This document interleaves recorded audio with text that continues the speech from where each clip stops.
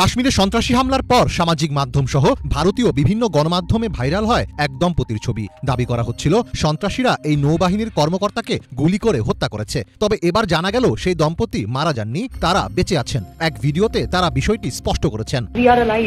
It's not us, it's them. उनके बारे में सोचो जिनके साथ ये हुआ है, वो लोग कैसा फील करेंगे स्टेटिंग की। But I don't know how कौन सी मीडिया ने कहां से सारे न्यूज चैनल पे सिर्फ हमारी वीडियो वायरल हो रखी है। He is the navy person, he is the officer in it and I am his wife. সামাজিক যোগাযোগ মাধ্যমে এক ভিডিওতে সেই নারী বলেন, আমরা বেঁচে আছি, কিন্তু আমাদের ছবিগুলো ভারতীয় গণমাধ্যমে প্রচারিত হচ্ছে। ওই দম্পতি বলেন, আমাদের ছবিটিকে কেন নৌবাহিনী কর্মকর্তা ও তার স্ত্রীর বলে দেখানো হচ্ছে তা আমাদের জানা নেই। এছাড়া সামাজিক মাধ্যমের তথ্য ঘেঁটে দেখা যায় ভাইরাল সেই ছবিটি মূলত আরও 1 মাস আগেই পোস্ট করা হয়েছিল।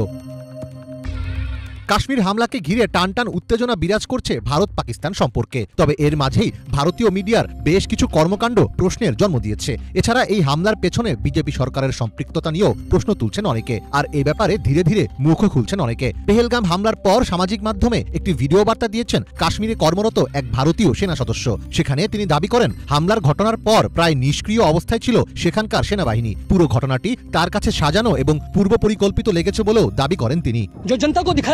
वो पूरा सच नहीं है। हमले के समय खुफिया जानकारी की विफलता और तत्काल मीडिया की कहानी ये सभी गंभीर सवाल खड़े करती है।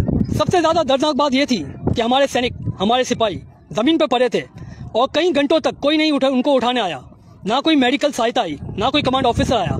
ऐसा लग रहा था ये सब कुछ पहले से ही निर्धारित हो। এছাড়াও প্রশ্ন উঠছে কাশ্মীরের মতো স্পর্শকাতর জায়গায় ভারতীয় সেনাবাহিনীর দক্ষতা নিয়ে। কাশ্মীরে বর্তমানে 6 লাখ সেনা মোতায়েন রয়েছে। 50 মিটার পর পর এক একজন সেনা অত্যাধুনিক হাতিয়ার নিয়ে সজাগ থাকেন। এরপরও এত বড় হামলা সেনাদের নাকের ডগায় কিভাবে চালানো হলো তা নিয়েও প্রশ্ন তুলছেন অনেকে।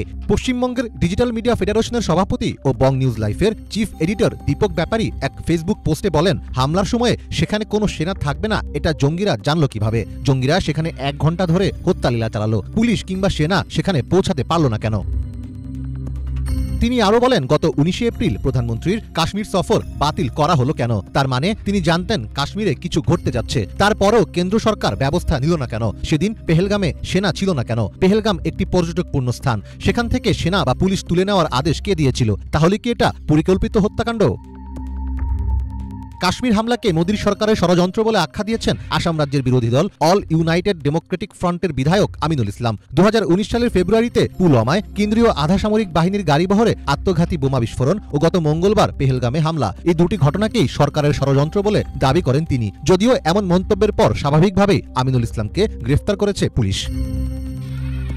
ভারতে যে কোনো ইস্যুতে সাম্প্রদায়িকতার ট্যাগ লাগিয়ে মুসলিম বিদ্বেষ ছড়ানো এখন স্বাভাবিক ঘটনায় পরিণত হয়েছে। পেহেলগাম হামলার সময় সন্ত্রাসীদের সঙ্গে বন্দুকযুদ্ধে ঝান্টু আলী শেখ নামে ভারতীয় সেনাবাহিনীর এক মুসলিম জওয়ান নিহত হয়েছেন। এছাড়া পর্যটকদের বাঁচাতে গিয়ে বুলেটের আঘাতে ঝাঁঝরা হয়েছেন টাট্টু ঘোড়ার চালক সৈয়দ আদিল হোসেন শাহ। যদিও ভারতীয় কিছু সংবাদ মাধ্যম দাবি করছে হামলায় শুধু হিন্দুদের টার্গেট করা হয়েছে, তবে নিজেদের জীবনের বিনিময়ে সেই দাবিকে ভুল প্রমাণ করেছেন আদিল ঝন্টুরা।